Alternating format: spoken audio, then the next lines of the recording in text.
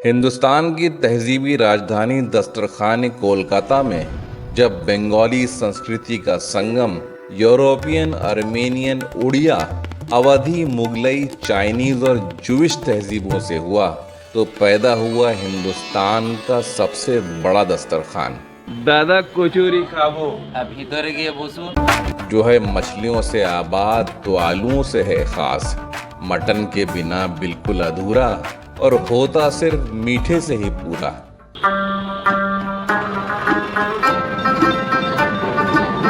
कलकत्ता आए थे बहुत और जायके भी अनजान बनकर, वो अब बस चुके हैं काली की नगरी का दस्तरखान बनकर।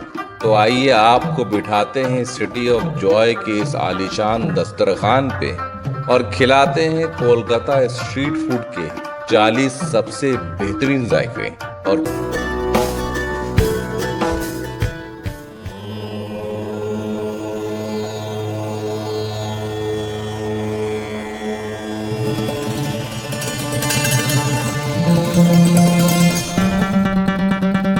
मिर्जा गालिब ने क्या खूब कहा है, कलकत्ते का जो जिक्र किया तूने हम नशी, एक तीर मेरे सीने पे मारा के हाय।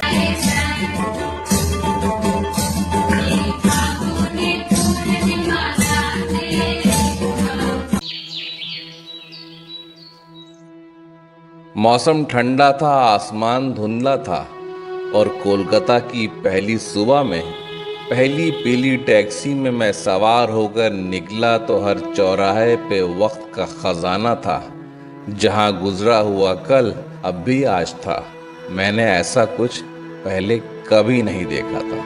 मेरे तसव्वुर और ख्याल हर मिसाल बेबस होकर थम गए और कोलकाता के इतिहास के पन्नों पे मेरी पीली टैक्सी दौड़ती रही।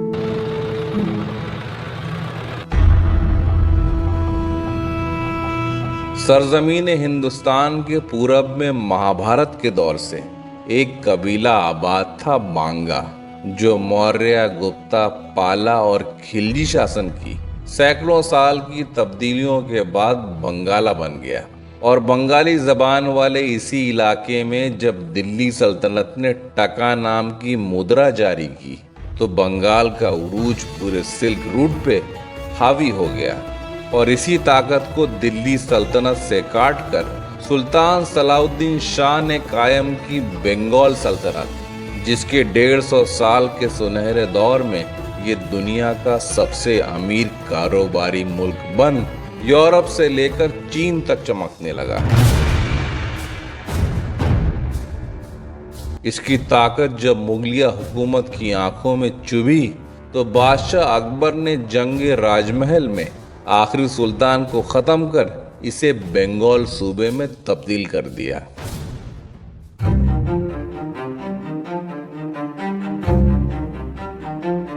और इसी मुगल बंगाल की चमक खींच लाई पोर्चुगीज, डच, फ्रेंच और ब्रिटिश ईस्ट इंडिया कंपनी को भी।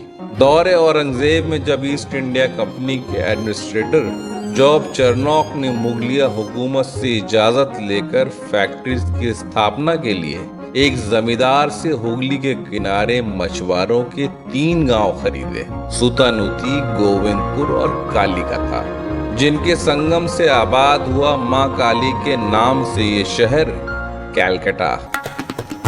1947 के बंटवारे में आधा बंगाल बना ईस्ट पाकिस्तान, जिसे आज बांग्लादेश कहते हैं। उसी के दूसरे टुकड़े भारत के राज्य वेस्ट बंगाल की राजधानी कोलकाता के श्याम बाजार में है हमारी 250 साल पुरानी जायके की पहली मंजिल, जहां हमारे मेजबान शुभ्रो बैनर्जी नॉर्थ कोलकाता के श्याम बाजार 5 पॉइंट क्रॉसिंग को झांकती 250 साल पुरानी दुकान के सफेद बोर्ड पे पीले बंगाली अक्षरों में आदि हरिदास मोदक लिखा हुआ था, जिसके नीचे शीशे के एक काउंटर के पीछे ताजी तैयार हुई 18 किस्मों की मिठाइयाँ बस अभी अभी बनकर आई थी, जिन्हें बंगाली जबान में मिष्टी कहते हैं। ভিতরে গিয়ে বসুন। नाश्ते की इजाजत मिली तो पान की दुकान से जुड़ा ये कत्थई लकड़ी का दरवाजा मुझे वक्त में खींचते हुए 250 साल पीछे ले आया और लकड़ी के अक्स की नकल करती टाइल्स वाली आधी दीवारों से चिपक के लगी पत्थर के चेहरों वाली इन लकड़ी की टेबल्स और बेंचों पे मरम्मतों के दर्जनों दाग ढके हुए थे, जिसके ऊपर उजली दीवारों पे रोशन थे सुरमई तस्वीरों में उसी सुनहरे बंगाल की बुनियाद के सितारे। ओरिजिनल बंगाल टाइगर जिस दौर का गवाह है कि 250 साल पुराना आदि हरिदास मोदक, जहां परोसी जाती हैं कोलकाता की सबसे बेहतरीन कचौरी छोला। मैंने धुएं और खुशबू की तरफ रुख किया तो इस बावर्ची खाने का वक्त अब भी 100 साल पीछे था।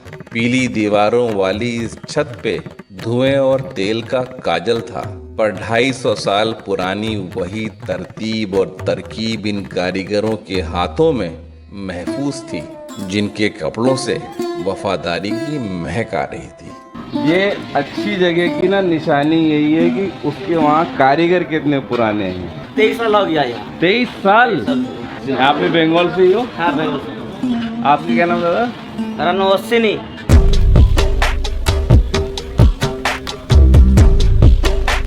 लोहे की इस मोटी सी कड़ाही में तेल खौल चुका था, जिसके सामने नीली टी शर्ट और हाफ पैंट पहने ये कारीगर दबी हुई रोशनी में गोल मैदे की छोटी छोटी लोइयां उठाता और हाथ के वजन से दबिश देते हुए पतले से बेलन से नपी हुई हरकत से 2 बार एक दिशा में और 2 बार दूसरी दिशा में, जैसे ही बेला कलौंजी के दाने मसालों के साथ झांकने लगे।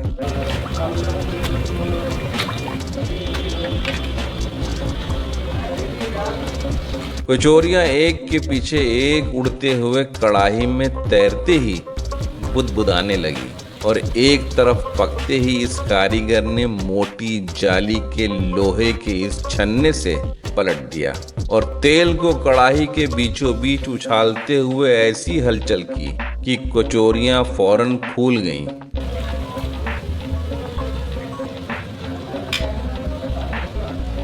और निचली परत पे लाली आते ही इन कचौरियों को छान कर एक बुनी हुई टोकरी में उतार दिया।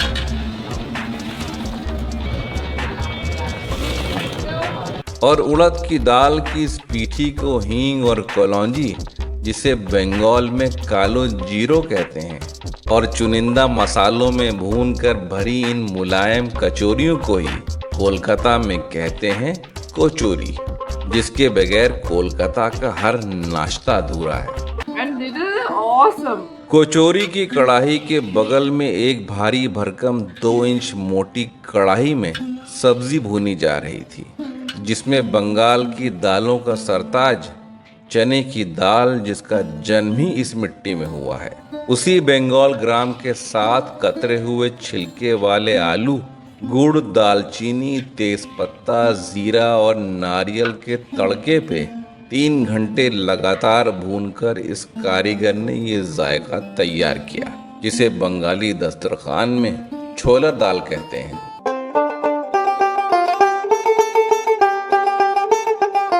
और इसी कचौरी, छोलर दाल और मिष्टी के कदरदानों की भीड़ से अब पूरी दुकान भर चुकी थी। कचौरियां भी छाना जिलेबी, छाना भाजा, कालो जाम और ये वाला ये नीचे लैंचा। बंगालियों का यह तबका दिन के तीनों पहर और 7 मौसम मिठाइयाँ यानी मिष्टी दिल खोल कर खाता है। बंगाल में मिष्टियाँ छेने की 2 किस्मों में बांटी जाती हैं। एक हिस्सा रसदार यानी चाशनी वाली मिष्टियों का है, जैसे नोलन गुड़ का रसगुल्ला, गुलाब जामुन, छेना जलेबी, तो दूसरा हिस्सा बिना चाशनी वाले इस छेने का है, यानी नर्म और मुलायम सौंदेश। और यहाँ पे सजी ये 18 किस्मों की मिठाइयाँ तो सिर्फ नाश्ते के वक्त के लिए हैं। मैंने पहले कोलकाता में ठंड की ये सौगात गाजोरे कलाकंद लिया। ब्रिटिश पीरियड की लकड़ी की 100 साल पुरानी इस खुरदुरी चौखट को मैंने छूते हुए नांगा तो 2 मंजिला ऊंची छत से उतरती दीवारों पे यादों की पपड़ियां उखड़ी हुई थी। जिससे झांकते खरंजों में वक्त चुना हुआ था, जो इस मेज़नाइन से पालने में खेल कर बड़ा हुआ था। उसी वक्त को तलाशते ये बुजुर्ग ग्राहक चाय और कॉफ़ी की चुस्कियों पे जवान रखे हैं, वो किस्से जिनकी उम्र ही 50 से कम न होगी। अरे वाह 1969 से हम आते हैं। कॉलेज में एडमिशन लिया 69 से। इसका पिताजी हमारा दोस्त था, अभी उसको लड़का माने 58 years. I am coming here from 1975. कुछ था यहाँ पे जो इस जगह को खास बना रहा था। वही समझने के लिए मैं आगे बढ़ा तो दुकान की तीसरी पीढ़ी के मालिक सामने थे। माथे पे टीका, चेहरे पे भोली मुस्कान और उनकी लड़खड़ाती हिंदी में महकती बंगाली जुबान। बापरे ठाकुर दादा में जो काम शुरू किया था, मैं सोचिए वही हम लोग संभाल रहा हूँ। दुकान के मालिक के अलावा यहाँ सिर्फ एक बावर्ची और एक अददी वेटर भी था। इस इमारत का पिछवाड़ा ढका सा खुला था, जहाँ एक धुंधला बावर्ची खाना सजा था। क्या बात है, क्या बात है।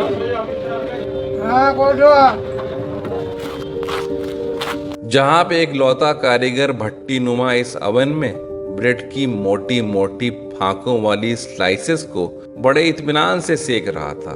और कितनी देर टोस्ट करते हो दादा ये वाला? इसको 5 मिनट।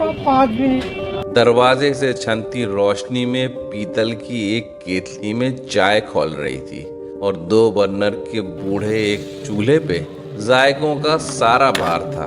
हवा में कॉफी की खुशबू में वक्त की सीलन मिली हुई थी, जिस पे ब्रेड के सौंधेपन की खुशबू हावी हो रही थी। टोस्ट है पर पीस 13 रुपीज पर पीस। कारीगर इन 3 खानों में बिछी ब्रेड्स पे नजर देता और बंद कर देता, और ये आंख मिचौली का सिलसिला तब तक चलता रहा जब तक ये फांकें सौंधी, कुरकुरी और ललछौ नहीं हो गई, जिससे इस कारीगर ने तैयार किया मेरे लिए पहला जायका बटर टोस्ट। कारीगर ने इस टोस्ट पे मक्खन की एक मोटी परत चढ़ाई और उस पे पहले गोल मिर्च पाउडर बुरक कर चीनी के कुरकुरे दाने भी बिखराए, और पूरे कोलकाता में बटर टोस्ट ठीक ऐसे ही परोसा जाता है। फिर एक जोड़ी टोस्ट पे पीली चमकदार एक परत चढ़ाई पाइनएप्पल जेली की। जैम की शक्ल की ये जेली असल में पाइनएप्पल के गूदे के बजाय उसके जूस की चाशनी में बनती है। कारीगर ने इस पाइनएप्पल जेली टोस्ट पे 3 बार चाकू फेर कर परोस दिया।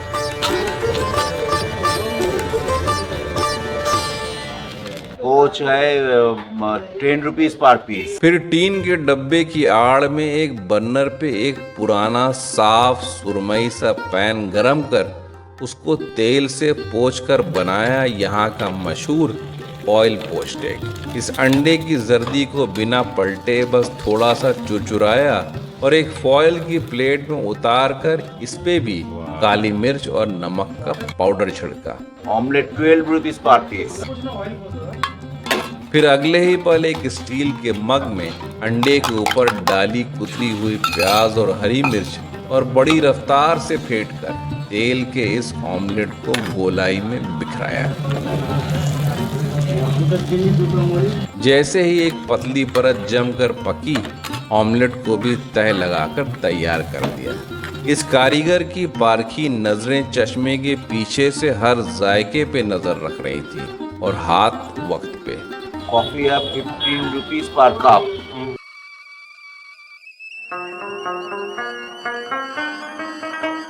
इधर केतली से भाप निकली तो अधकटे मख्त की छन्नी में ताजी कॉफी डाल उसको पानी से छान दिया और ऊपर से दूध की रंगत को फेंटकर कॉफी तैयार कर दी। आपने प्राइसिंग ज्यादा नहीं बढ़ाई, कोई रीजन है इसके पीछे? कमती रखने से क्या होता है, सबका बजट में अगर फिट आ जाएगा, फिट हो जाएगा तो हम लोग का कस्टमर चाहिए। और इस काले चाय के अर्क को ही कोलकाता में लिकर टी कहते हैं। लिकर चाय है, हाँ ये लेमन टी है, हाँ ये 2 कॉफी है।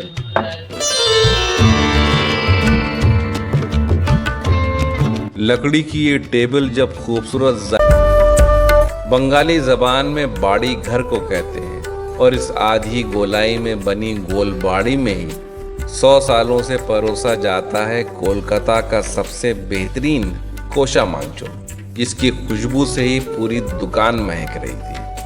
दादा कितनी पुरानी शॉप है ये? 125 साल का है। 125 साल पुरानी दुकान है।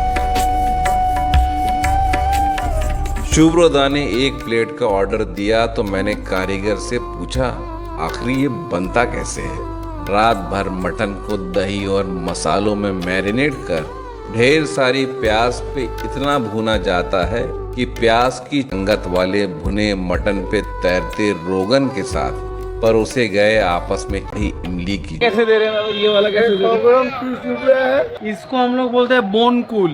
बोनकुल इसको हम लोग बोलते हैं टोपाकुल। कोलकाता में बड़े शौक से खाया जाने वाला ये फल असल में 2 किस्म के जंगली बेर हैं, बोनकुल और टोपाकुल, और ये चटपटे मसाले और चूरन में परोसा जाता है। मैंने दोनों किस्मों को मिला के बनाने को कहा तो उसने लाल लाल पके बेर को छांट कर स्टील के एक डिब्बे में डाल उस पे डाला नमक, चीनी, चाट मसाला और काला चूरन। इसको ना हम लोग करंट नून बोलते हैं। करंट नून। और बस इतना दरदराया कि मसाले इन फूटी को धुलकर स्टील के डिब्बे में डालते ही लकड़ी के गोल हत्थे से कूटकर मसल दिया। फिर एक पके हुए बेल की खोल को फोड़कर खोला। ये पूरा पका हुआ है ये। तो अंदर से गूदा कत्थई था। गूदे को काश कर निकाला और मसालों से सजाया। 3 डिब्बों से मसाले हाथ के अंदाजे से डाले, नमक, चाट मसाला और चीनी। फिर डाला उसमें यह लटपटा गन्ने का गुड़ जो दिखने में शहद जैसा था। सरसों का तेल है। कुछ लाजमी बूंदे सरसों के तेल की डाल के सब कुछ आपस में कूट कूट कर तब तक पीसा जब तक ये कत्थई गूदा मिलके एक नहीं हो गया। फिर इस लसलसे खट्टे मीठे कैथे को वापस कोतबेल। दिन दोपहर की ओर बढ़ा तो हमारा काफिला शुभ्रोदा की काली गाड़ी में सवार नॉर्थ कोलकाता में ही अपनी अगली मंजिल की ओर बढ़ चुका था, जिसके जायके के बारे में आपने भी नहीं सुना होगा। और हमारे मेजबान इस शहर के किस्से कहानियों की महफिल सजाते हुए आ ठहरे कोलकाता की गंगा के किनारे, जो है कोलकाता की शान, हुगली नदी। हुगली नदी के किनारे हम कोलकाता में थे और सामने का धुंधला सा दिखाई दे रहा ये शहर हावड़ा है।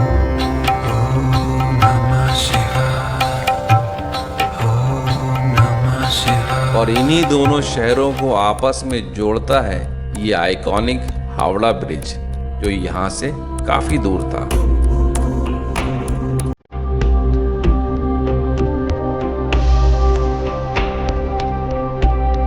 हुगली नदी से अपनी पहली मुलाकात लूटे और हम घाट के सामने ही रोड और रेल की पटरियों के बीचों बीच फंसी इस नीले टीन के शेड वाली दुकान पे थम गए, जो 2 भाइयों के नाम से मशहूर है। और बांस के खंभों पे टिका बंगाली दस्तरखान का ये स्टेशन है लालू भोलू दुकान।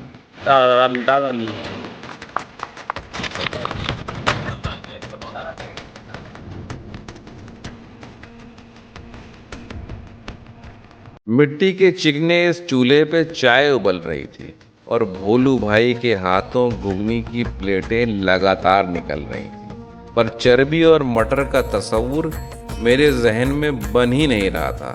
मेरी बेचैनी मुझे एल्युमिनियम के इस बड़े से भगोने के करीब ले गई तो देखता हूँ ये तो खुशबू ही आ रही है अलग से। पूरा आपको मतलब खस्सी का ये वो जो पूरा लेयरिंग है ये। चर्बी की चाशनी में मटर की ये यखनी आलूओं के साथ दम पर इस हिसाब से पकाई गई थी कि आलू घुल चुके थे। एक घुगनी लगाई तो चर्बी के टुकड़े थोड़े ज्यादा डाले और प्याज के लच्छे एक कोने रख उस पे तीखी हरी मिर्च उतर कर डाली, ऊपर से छिड़का सेंधा नमक। तो ये खालिस बंगाली दस्तरखान का एक और बतख के इन अंडों को उन्होंने उबाल कर ताज़े पानी में डाला ताकि अंदर की जर्दी जमने न पाए, और चम्मच से अंडे की गोलाई को भेद कर उसी चम्मच से एक गहरी चाक लगाई तो बिल्कुल सुर्ख नारंगी जर्दी बस बहने को तैयार थी। अंडे की फांकें खोल एक पत्तल में रखी और ऊपर से छिड़का गोल मिर्च पाउडर और सेंधा नमक। को पार कर हम कलकत्ता के कलाकारों की नगरी में दाखिल हो चुके थे। यहाँ रुतबेदार हैसियतदार गुमसुम से मकान एक साथ बूढ़े हो रहे थे जिन्होंने कलकत्ता का सुनहरा दौर देखा होगा। उसी दौर की कहानी सुनाता ये गुलाबी ईंटों का मकान जैसे कुछ बोलना चाह रहा था। साजन वो दिन क्या हुए। गोल मेहराब की दरवाजे बराबर खिड़कियां, कैप्सूल नुमा बैल्कनी से झांकता कमरा, आधी खुली आधी मुंदी यूरोपियन आर्किटेक्चर की ये बदरंग हरी आसमानी खिड़कियां, इसे खोड़खोड़ी कहते हैं। लकड़ी की शहतीरों पे टिके छज्जे जिसमें कास्ट आयरन की लेस नुमा जाली मजबूती से जड़ी थी, और लाल रंग से खिली इस इमारत पे कविराज हेमचंद्र सेन का नाम जड़ा हुआ था, जिसके बगल में बस तिरछे होकर घुसने बराबर दरस खुला था। मैंने जबरदस्ती की तो शुभ्रोदार डरे हुए कदम से तिरछे होकर अंदर घुसे। खाली बस यहीं तक। तो उनके पीछे पीछे दबे पाऊं मैं भी। अंदर कोई न था, हर कोना बियाबान खामोश, मानो आहट से दीवारें खामोश हो गई थीं।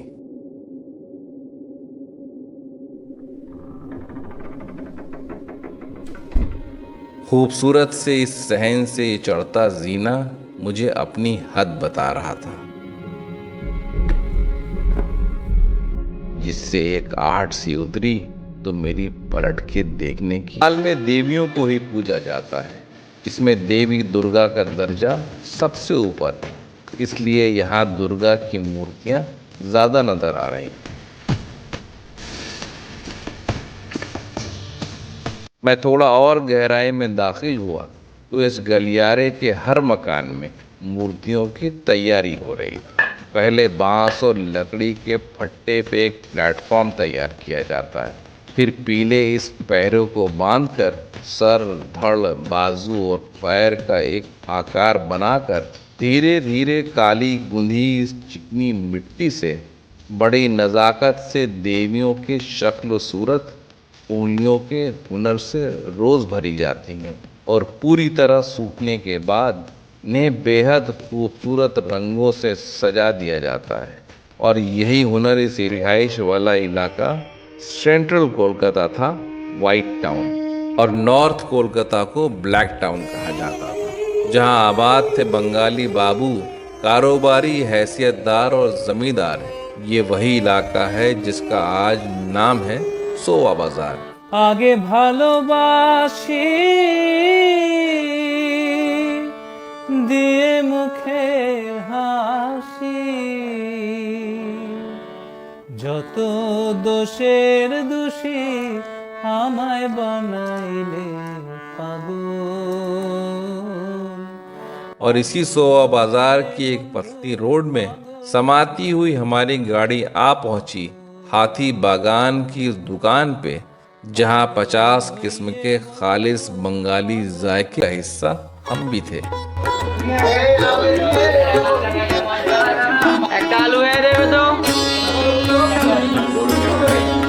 पाइस होटल की इस पुरानी दीवारों को अतरंगी रंगों से नया किया गया था, जिससे चिपक के 6 हरी ग्रेनाइट की टेबल्स पे 24 कुर्सियां लगी थी।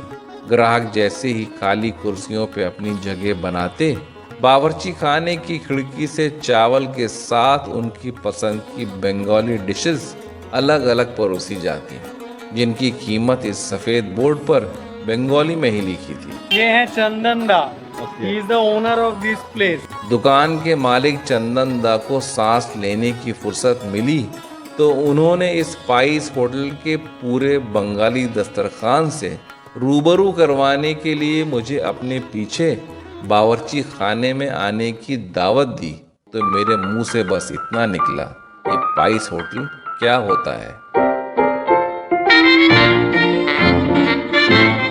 बंगाल के सुनहरे दौर में शहर कोलकाता नौकरियों का मरकज होता था, जहां बोर्डिंग यानी इन मेस बाड़ियों में नौकरी पेशा नौजवानों को एक पैसे में घर जैसा बंगाली दस्तरखान परोसने की नियत से आबाद हुए ये उसी पैसे के नाम से स्पाइस होटल, जहां आज भी वैसा ही बंगाली दस्तरखान परोसा जाता है। ओ हो जबरदस्त। मैं दादर होटल के इस धुंधले बावर्ची खाने में पहुंचा तो ऐसी खुशबू आई जिससे मैं पहले कभी नहीं मिला था, और आंखों के सामने सजे थे सफ़ेद, सुर्ख, लाल और पीले 50 से भी ज़्यादा जायके, जिनको एक झलक में देखना नामुमकिन था।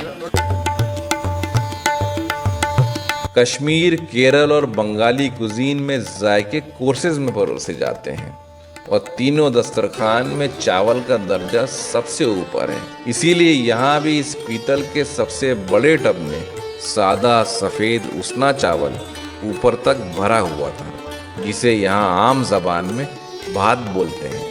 और इसी शैद्दो भात को फैला के परोसने के बाद सबसे पहले ये कड़वी दूधिया सब्जी परोसी जाती है। बंगाली फूड का सबसे बेस्ट आइटम है सुक्तो।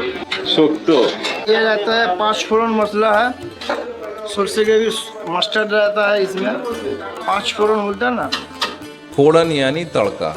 5 फोड़न है बंगाली कुकिंग का सबसे खास बघार, जिसमें सरसों के तेल में साबुत सरसों, जीरा, सौंफ, मेथी दाने और कलौंजी के तड़के पे ये जायका तैयार होता है। और इसमें एक फोड़न जाता है, राधुनी बोलते हैं इसको। राधुनी फोड़न, 5 फोड़न, दूध और सरसों का पेस्ट। और राधुनी फोड़न यानी अजमोद का तड़का, इसे सेलेरी सीड भी कहते हैं, और इसकी शक्ल अजवाइन से काफ़ी मिलती जुलती है। मतलब कोई शुरुआत में सूख तो खा लिया ना, तो मतलब वो बंगाली फूड समझ लिया। जो करेला, कच्चा केला, सहजन, सेम, पपीता, बैगन और बड़ी की सब्जी दूध और सरसों के पेस्ट के शोरबे में बनती है, जिसे शुक्तो कहते हैं। प्रॉपर बंगाली फूड है, हर घर में बनना ही बनना है ये। आलू बंगाल में लाए भले पोर्चुगीज थे, लेकिन बंगाली दस्तरखान आलू के बगैर बिल्कुल अधूरा है, जिसे ये आलू पोस्तो करता पूरा है, जो है दूसरी सबसे अहम सब्जी। बंद गोभी, आलू बंद गोभी। इन सब्जियों के साथ प्याज पे बगरी मसूर की दाल का चलन बहुत आम है, जिसका जोड़ीदार है ये तला हुआ पतला और कुरकुरा लच्छेदार आलू, जिसे आलू भाजा कहते हैं। भाजा यानी तला हुआ।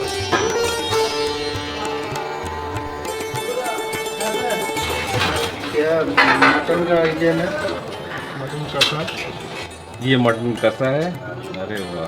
बंगाली मटन का भी काफ़ी शौकीन है, और दरवाजे के बगल में ही लाल रोगनी शोरबे में सजा था मटन कोशा के साथ चिकन कोशा भी। कोशा का मतलब भुना होता है, लेकिन गुलबारी के कोशा के मुकाबले इस कोशे का शोरबा काफ़ी पतला था, जिसमें सादगी ज़्यादा थी। बंगाली तहजीब में मछली को बरकत और खुशहाली की निशानी माना जाता है। कुछ ऐसा जुनून है बंगाल में मछली खाने का कि यहाँ का ब्राह्मण भी मछली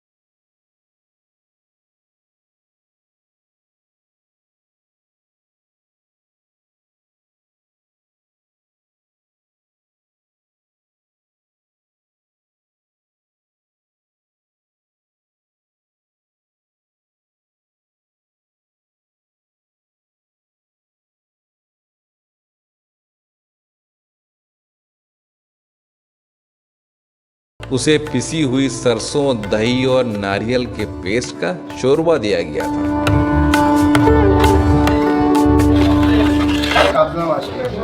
तली हुई कतला भी दही के एक अलग शोरबे में बनी थी, जिसका नाम था कतला दोई माछ। ये फ्राइड है नॉर्मल, कतला माछ दही में, ग्रेवी सेम है दोनों की, थोड़ा अलग है। पोस्ते का इस्तेमाल यकीनन बंगाली नुस्खों में नफासत का सबूत है, और रोहू मछली का ये शोरबा खालिस पोस्ते में बना है, जिसका नाम है रूई पोस्तो। ये वाला रूई पोस्तो, ओनली फॉर प्योर पोस्तो। प्योर, अच्छी सिर्फ पोस्ते की ग्रेवी है ये। लाल शोरबे में मछली का ये कोफ्ता बड़ा ही मुश्किल जायका है। चाकू की शक्ल की चितौल मछली को भाप देकर उसके गूदे को मुट्ठी में कोफ्ते की तरह बंद कर बेसन की एक महीन परत में तलकर लाल शोरबे में पकाया जाता है, तो तैयार होता है ये चितौल माछेर मुईठा। चितौल माछेर मुईठा। हाँ। मुईठा मतलब ऐसे मूठो करके, जैसे लड्डू को पकाते हैं ना, तो मूठो से मुईठा आया। मुझे जानना है कि अभी ये बनता कैसे है। This is true. उसके लिए मुझे आपको मेरे घर जाना पड़ेगा। ठीक इसी रंगत में अगले जायके पे थोड़ी और लाली थी इस चिंगड़ी कलिया में, जिसे चिंगड़ी मलाई करी भी कहते हैं। हिलसा है ये, अरे वाह। और बंगाली दस्तरखान का मछलियों का सरताज हिलसा इस दस्तरखान की मोहब्बत और शान दोनों है, और दही और सरसों के पेस्ट में तैयार ये जायका है शोरशो इलिश। ये ग्रेवी आपका है मस्टर्ड से है और दही भी है। मस्टर्ड और दही दोनों का कॉम्बिनेशन है ये। चटनी। और तसले में भरी ये चटनी निकली तो मैं समझ गया बंगाली दस्तरखान का ये आखिरी जायका है, और ये है टमाटर और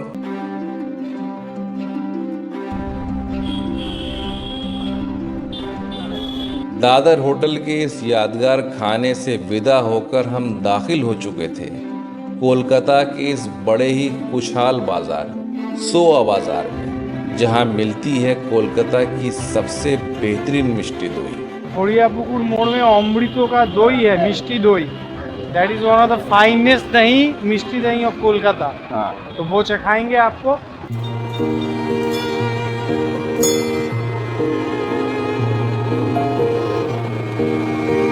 रोड में धसी दो जोड़ी पटरियों पे मेरे कदम पड़े तो टनटनाती हुई ट्रैम बिजली की तार से बंधी रेंगती हुई मेरी बगल से गुजरी। दिन घट रहा था, शाम बढ़ रही थी। आप दाना के मुसाफिरों की भीड़ नीली बसों में बसेरी की ओर बढ़ चुकी थी। पीली टैक्सियां हर कोने टिमटिमा रही थी। कुछ मंजिलों को कदमों की ही आदत थी, इसलिए भीड़ भी थी। ये तस्वीर सोआ बाजार की ही नहीं, पूरे शहर कोलकाता की थी। ऐसा शहर मैंने पहली बार देखा था। शुभ्रोदा बोले, हमें यहीं मुड़ना है। जिस मोड़ पे कहानियां दिखाने वाला सिनेमा हॉल आज खुद एक कहानी बन चुका था, और इसी मृत सिनेमा हॉल के पीछे अमृत था। अमृतों की चमक में बंगाली मिठाइयों का सबसे नामचीन जायका काउंटर से बंद था, जिसमें बेहद खूबसूरत रंगीन मिठाइयों की नुमाइश थी, जिसकी 7, 10 और 12 रुपए पीस की कीमत ने मुझे हैरान कर दिया। मेरी नीयत इन छोटे छोटे समोसों से हट ही नहीं पाई थी, जिसमें खोया भर के तलने के बाद चाशनी में डुबोया गया था। हम वहीं जा रहे हैं। बाजार का इलाका शुरू हो गया, जिसमें एक दुकान भीड़ से घिरी हुई थी। खाने की दुकान पे भीड़ हो और मैं न रुकूं तो बेवकूफ़ी होगी। कुछ नगीने अनजाने में मिल जाते हैं। कुछ ऐसी ही कहानी थी इस छोटी सी दुकान श्री गोविंद भंडार की।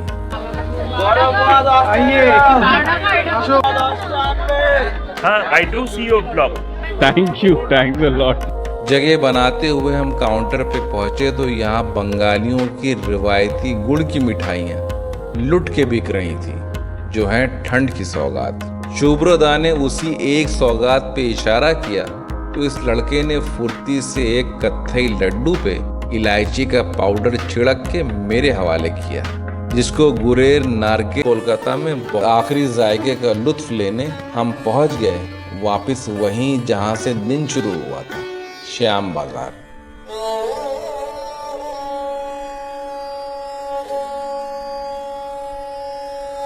सौ साल से ज्यादा पुरानी ये चितरंजन स्वीट्स गवाह है उस दौर की जिसकी चाल धीमी थी और सलीका इसकी विरासत की पहचान। दुकान के सामने ये जमाने पुराने नीली शर्ट में 4 कारीगर, भोली मुस्कान, रसगुल्ला जिंदगी में कभी नहीं खाया। और अगर आपने चितरंजन का ये रसगुल्ला नहीं खाया तो आपने अभी रसगुल्ला खाया ही नहीं।